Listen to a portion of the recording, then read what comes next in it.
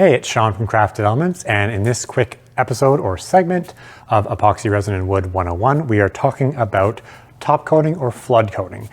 Basically getting a super glossy, super shiny finish on your resin or resin and wood piece. Now this also would apply if you are using one of our matte finish molds. We have obviously a very large collection of molds. Some of them have a matte finish, some of them have a polish finish. If you are using a matte finish mold and you want to get a quick polished shiny finish, this video also applies to you. So the first thing I want to talk about is the types of epoxy resin that you would use for this. There are many different types of epoxy resin. There's different types of resin in general. There's epoxy, there's urethanes, there's polyesters. In general, most people are using epoxy resins with wood and resin art typically. For flood coating, you're going to want to use a very thick tabletop or art type resin. So when we're talking about, for example, the Total Boat line of products, Maker Epoxy, which is a Total Boat Just Grow combination, as well as Total Boat's tabletop resin, will work for a flood coat or a top coat application. You don't really want to use something like Thickset or Thickset Fathom, which is really what we'd be using to cast this. In our mold, you know, we as in a 1.5 inch mold, we would use Thickset to actually make this piece, but to top coat it, we just want a thin, thick layer that's going to stick and stay and basically dome nicely over our piece. So that's where the thicker top coating or artist resin, like Maker Epoxy, would come into play. Now, obviously, I don't know exactly what your project is or what you're working on, so this is going to be kind of a general video. But if you're doing a top coat of a wood or wood and resin piece, you always are going to want to sand first. In this case, when I pull this out, I've planed it, i.e. I ran it through the planer. I sanded it and I already routed the edges. That's not necessarily going to apply to you, but instead of using a typical oil finish, which is a kind of a quick and easy way to get a nice finish on here, and because there's some pits in the epoxy resin just left over from some of the bubbles that I didn't pop, this is going to be perfect to show you how to do a flood coat or a top coat. I've also pre-sanded the edges and I've left the kind of little pits and stuff in the edges because I want to show you how to quickly clean and get rid of those as well. So in terms of sanding, you can, when you're sanding for oiling a board, or say maybe if you're spraying like a urethane coating, like a spray paint, clear coat, you want to get this super sanded, nice and shiny, you know, maybe up to 1,000, 3,000 grit. We're talking about different layers, starting at maybe 120 grit to 220 to 320 or 400 or 600, all the way up to 3,000 to make this really, really shine that you can oil up and make it and leave it shiny. However, we can cheat when we're doing a flood coat, because what we actually want to do is not go to that 1,000 or 3,000 grit level. We want to leave somewhat of a rough surface because we need the epoxy to bond and dome nicely. What I find is if you have a super well-finished sanded level of epoxy and you use a top coat or a flood coat like this, you end up with like separations where the epoxy maybe didn't stick in one place and because of like the meniscus force is essentially separating away from that part of the epoxy that was sanded. So that's a benefit to you, because if you are in a pinch and you want to make this look awesome, you only have to sand to, you know, 120, maybe 220 grit. So whether you're just using whether you're a resin artist just doing resin or you're working with resin and wood, if you get this to 120, sand it up nice, blow the debris away, and then do a top coat, it's going to look mint. You could go up to 220, but I wouldn't go any further than that because of the reason I mentioned. If you're a resin artist and maybe you're not familiar working with tools, all you're really going to need is a orbital sander. This one's attached to my vacuum. You don't necessarily need that, but obviously wear PPE. An orbital sander and some 120 grit sandpaper. I use 120 on resin to start because I find if I use 80, I get a lot of scratches in it. For the top coating or flood coating, doesn't really matter because those scratches are going to get filled. So you could probably use 80, but in general, I always start with 120. So I've sanded this to 220 after, of course, taking it out of my mold. And again, if you were taking out a solid piece of resin from this mold without the wood, it would generally look like that. It wouldn't be shiny because this particular mold is a matte finish mold. So what you're going to want to do is put on your respirator, maybe some glasses, because when you're sanding epoxy, you'll need that. Put your 120 grit on and then give that a good sand. Now, I spoke earlier about these little pits and stuff around the side. You'll typically see this with molds, silicone molds more than the HDP molds because of static forces and things like that, where all the bubbles kind of grip to the side of the mold. So you won't have any bubbles on the top, but you'll have a ton of them around the sides. And if you're flood coating, you've sanded, of course, you now get all these all the sanding bits and, you know, powder from the resin and the wood into these little crevices. So the easiest way I found to get rid of this, if you can, is use a compressor. A general, you know, $100, $200 air compressor from Home Depot will work. And then something like this, which is just a air gun with a 1/4 inch NPT connection. This goes to your compressor and you can blow this out. Now, you'll see that there's some stubborn stuff left over. So in that case, something like this, like a wire brush, if you were gonna oil this, you probably wouldn't want to do this because you're gonna end up making a little bit more of a mess with this wire brush. But because we are top coating or flood coating it, what we're doing with this wire brush is getting the little bristles in there, and then we're gonna blow it out. And you can see the wire brush has effectively kind of gone into all those little holes and got all the powder out, and then we're using our air gun to spray it out. And you basically have, it's hard to see on the camera, but all the little pits are still there, but there's no debris in them, which means once you flood coat it, you're not even gonna see them. All right, now before we actually do the flood coat, I wanna show you another trick that I've learned over the last couple of years of doing this. Is that once you flood coat the top of this, you're gonna end up with all the resin, the epoxy, dripping along the sides and kind of grabbing the bottom, creating these little bubbles. And if you leave it just like this, it's gonna be a real pain in the butt to get rid of those little bubbles. The drips, I should say, not bubbles, drips that form. So what I have found is using something like masking tape or painter's tape, going along the bottom, and then trimming, you know, if this was a square or rectangle, you wouldn't have to do this fancy tape work and trimming. You could just, you know, lay the tape out nicely from the beginning.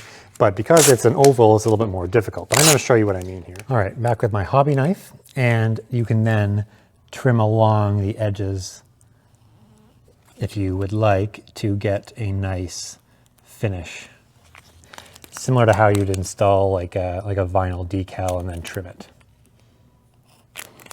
Doesn't have to be perfect, as you can tell it's not. Obviously much easier to do on a surface that hasn't been routed.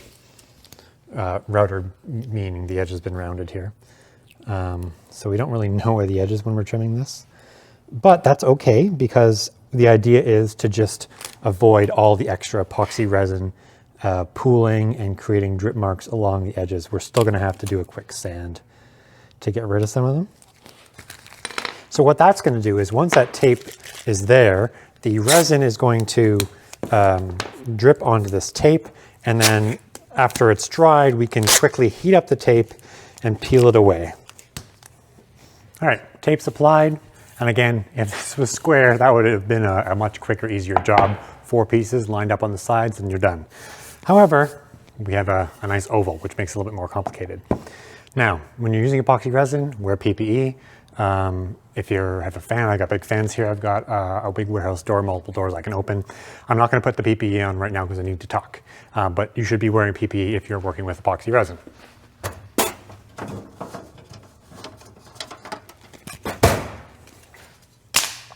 So the Maker Epoxy by Just Crow and Total Boat is a 1-to-1 ratio. Generally, the tabletop epoxies are, tabletop art epoxies are typically a 1-to-1. So I've got a nice Total Boat mixing cup, and I'm going to, you're not going to need a lot for top coating. So what we're going to do is we're going to put the part B in first, which is typically the thicker part. And I'm going to do 4 ounces of this, and I'm going to do 4 ounces of the other material. The beauty of top coating, of course, is, or flood coating, depending on what you want to call it, is you don't need a lot of material to finish your project, unlike doing the initial pour where you're using quite a bit of resin. Just going to go ahead and turn my fan on.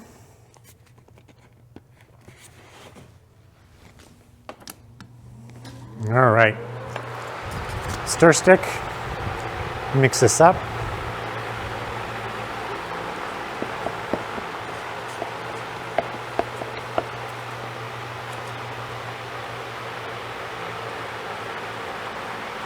Typically, I think they say 2 to 3 minutes of mixing is sufficient, but of course that would depend on the volume of resin that you're mixing. You don't want to be too aggressive with the resin mixing, especially on a top coat or a flood coat, because you don't want to introduce a lot of bubbles. And typically the thicker resins, like the art resin or top coating resin, like Maker Epoxy, because they're so thick, if you beat the snot out of them, they just end up absorbing a lot of air and you get a lot of bubbles. The good thing is though, is that once you do put the top coat on or flood coat on, you're going to end up losing a lot of those bubbles as they rise to the surface of the resin, and the rest of them you can take care of with a torch or a heat gun.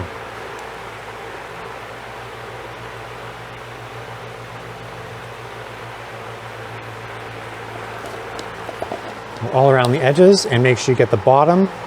The very last thing you want is a improperly mixed resin, because then your piece is, it's not necessarily ruined. You can always top coat it again, but it's just not ideal to have partially set resin, as you can imagine.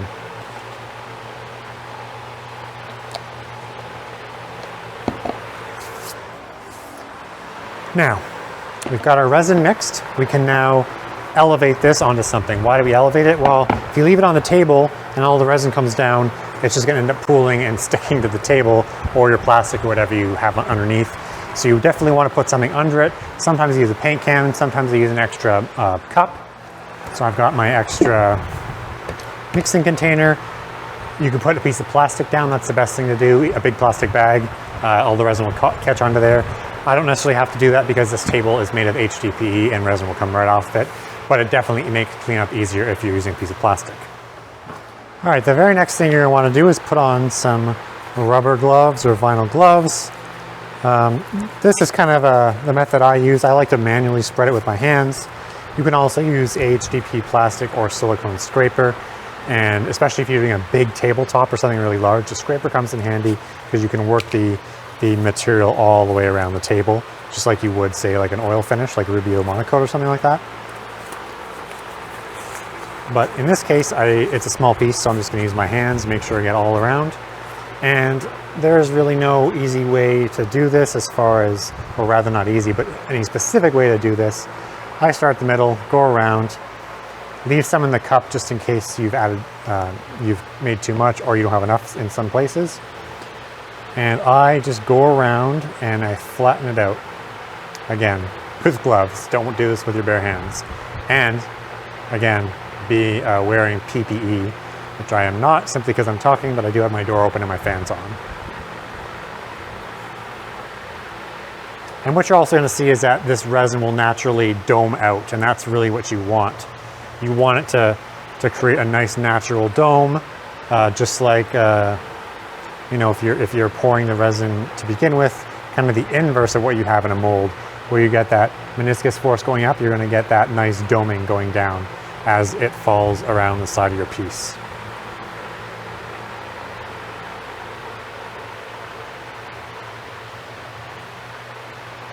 And if you've been working with epoxy resin for any period of time, you know that the next step is going to be using a torch or a heat gun to get rid of all these bubbles, any little micro bubbles that show up on the surface. Some of them will go away on their own. Some of them might just kind of develop, especially if you're top coating wood and you might have a void in the wood and you get a little bubble coming out of, a micro bubble coming out of the wood. The reason I'm actually going around the entire surface is because we want to make sure to break any surface tension with your hand and get coverage of all the epoxy all around.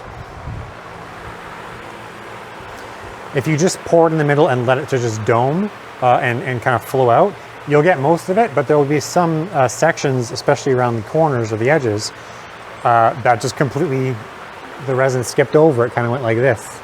And that's what you don't want. You want a nice even coat. So I've gone around and I've made sure that there's now resin on the top surface and around the entire perimeter sides of my piece.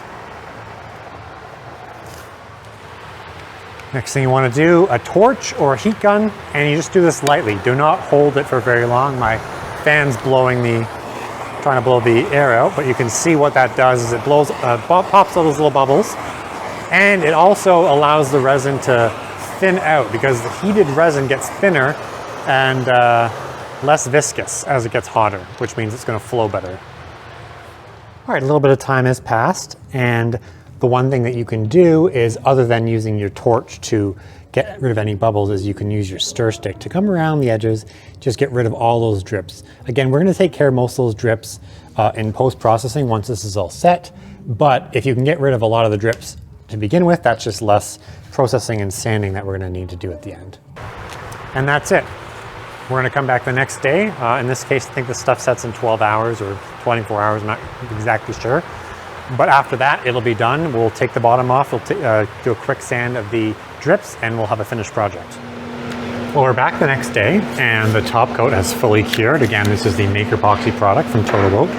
And you can see we basically have a flawless top coat. And really the trick, as I mentioned, was to sand it to 120 at most 220, just to give it something for the resin to bond to, something rough for the resin to bond to and fill in. Now the next thing I'm going to show you is the purpose of the tape, which is to get rid of all these little bubbles and drips that have run down the side. Some people will not tape it, and then what they'll do is you'll just come and sand it using a palm sander.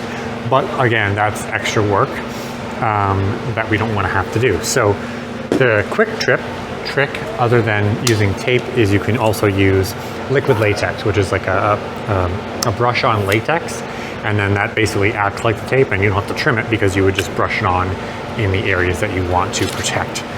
So whether you're using liquid latex or painter's tape, it doesn't matter. But when you obviously put this down, now you've got this nice polished surface, you don't want to damage it, so put down a towel or something.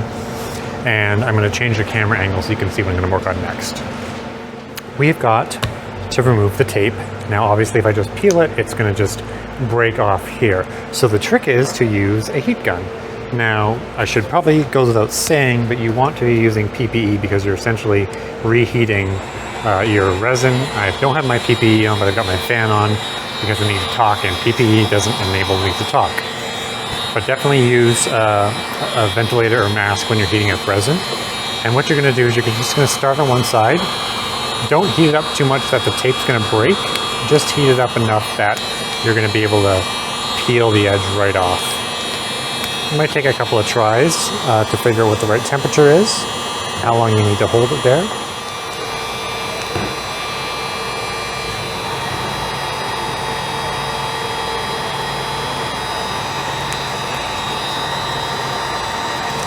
You can see it's not necessarily a quick process, but neither is sanding.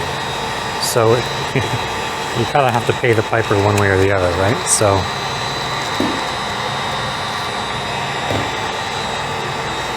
I prefer this method because I just find it cleaner. It leaves a nice clean edge. But of course, sanding it will work as well.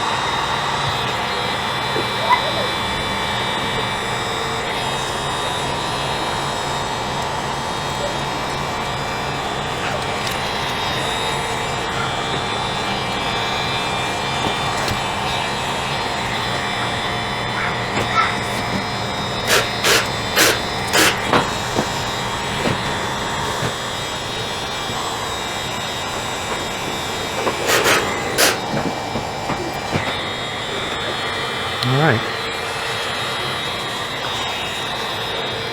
Now you can probably see that we did have an area where the resin seeped under the tape there, right there. So it's raised. So we are going to have to sand that anyway. But at least we don't have to sand the entire perimeter here.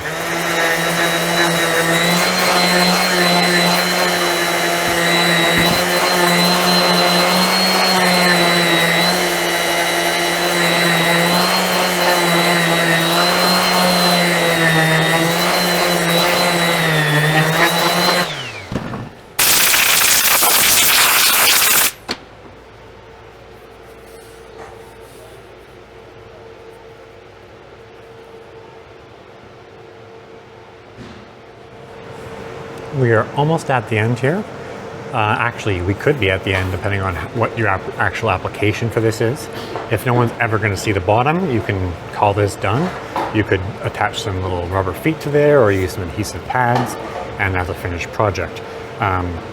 I very rarely see people top coat or flood coat the bottom side, because then you're going to end up with the drips around the edges and it just creates a mess. So really, flood coating or top coating is something you would typically do to one side on the edges. You're not really going to get an accurate, beautiful top coat easily doing both sides. So just keep that in mind. So what are the options for finishing this rough side? Well, again, you could leave it. Sometimes what I like to do is I'll use a water-based urethane finish, like a clear or semi-gloss finish. Apply that with a paintbrush or a roller, obviously making sure you don't drip anything on the epoxy edges. So you can actually apply some painter's tape around there if you want. You could do the same thing with a clear coat spray. The disadvantage of this is that you definitely need to tape the epoxy around, because if you just start spraying this, yeah, it's going to look nice on top, but you're going to end up with a lot of overspray on our nice shiny new epoxy.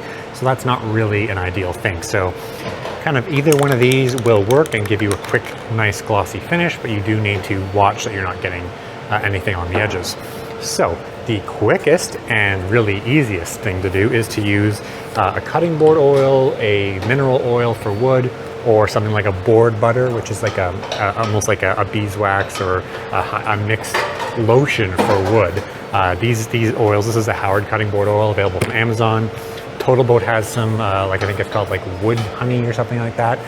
There's a lot of different oil and butter-based, they call it butter, but it's not actual butter, but those types of consistencies-based products. And it gives you a really nice finish really quickly. So I'm gonna open this bad boy up, and I'm just gonna pour a little bit here, and you can see automatically it just kind of pops. And I would typically use a rubber glove for this. I mean, I don't think it's toxic, but probably not something you want to have on your hands all the time. But basically what this does is it will absorb into all those little crevices in the wood and resin and create a really nice finish. So what we're going to do is we're going to leave this sitting here with a layer of this oil on it for roughly 20 minutes, half an hour. And again, with this oil or the butter, board butter, it doesn't matter if you get it along the edges, because it's not going to absorb, actually penetrate into the epoxy. It's just going to absorb into any of the pits and stuff to create that glossy look. But it's not going to get absorbed into the sides or the top. You can just wipe it off and it'll look good as new. So even if you spill some along the edge of the top. So we're going to let this sit for 20 minutes. We'll come back, we'll wipe the excess oil off, and that'll actually be a finished project. All right, so a bit of time has passed here, and all we need to do with this oil is just wipe it off, and you can hear the dog barking in the background. And that gives you a nice, really easy finish. Now, of course, you're probably wondering, well, why didn't you do that to the other side? Again, it's just a different type of finish. Obviously, I could have avoided the flood coat altogether and just oiled the entire thing, but it gives you a different finish. You know, you don't have a super polished, glossy look there. It's kind of a matte look. I mean, I could have sanded this again to, like, say, up to 220, maybe to 400, 500, 600 grit sandpaper, and get this look a little clearer before I oiled it. But the thing is with the oil finish and the oil coat is that you really only want to go up to 220 on the wood at least, because anything finer, you end up starting to close up the grain of the wood and it doesn't absorb the oil. So that's kind of a trick to remember too if you are doing an oil finish like this, is that you really don't want to go past 220 on the wood itself. You can certainly buff out and go higher on the acrylic or the epoxy part, but you don't need to do that high on the wood. And you can see the difference. You know, that's your epoxy flood coat, and that's what an oil coat looks like. It's night and day, but it just depends on what you're looking for. This obviously is a super slick, polished, mirrored look. Well, this is the end of our flood coating video as part of our Crafted Elements Epoxy Resin and Wood Basics, or Epoxy Resin and Wood 101 series. Hope you enjoyed it. Hope you found it informative. A couple of different takeaways, just in case we need to recap here, is that you want to use a tabletop thick epoxy when you're doing flood coating like this. Using a deep pour or like water-like epoxy is not going to give you this effect. It's just going to all run off. You want to sand your piece to 120 grit, maybe to 220 grit. Honestly, I do up to 120 grit. And the reason you want to do that is because it's going to give more surface area on a microscopic level for something, for the actual flood coat part of the resin to attach to. If you go to something super high and super glossy, A, you wasted your time because you're just going to put resin over it, and B, the resin's not really going to stick and spread out properly, and you're going to end up with all these little weird pits and separations of the resin. So go to 120, at most 220. You can use a hand sander, like you can sand by hand, or you can use palm sander with a 120 or 220 grit wheel on it. And that's what you want to do before you top coat. Remember to raise your thing above the surface, and you can apply tape or liquid latex in the bottom if you want to save time down the road getting rid of all those drips. And obviously, if you want to avoid having to sand those drips in addition to the tape, you can go around kind of, half hour after you've poured your coat and basically scrape off the bottom with a plastic or wood spatula to get a lot of those drip marks off. We can finish the board with oil, an oil finish, a board butter, a spray coat, brush on urethane. There's a lot of different options, or you can just leave it plain as if no one's going to see it. But yeah, if you have the desire to learn more about making these wood and resin projects, make sure you follow us here on YouTube at Crafted Elements, and visit our website at craftedelements.com to shop things like large format silicone molds, router templates, and other hardware and pieces to make your creation of these much easier, faster, and more efficient. Thanks for watching, and again, make sure you subscribe. Wait, you made it all the way to the end of this video, which means you get an exclusive 10% discount on anything from craftedelements.com or totalboat.com. All you need to do is enter coupon code ERWBVS at checkout. That's ERWBVS. This coupon code is going to get you an instant 10% discount on any of the time-saving molds, templates, or tools at craftedelements.com, or head over to totalboat.com and use the code to get some amazing epoxy resin at a 10% discount.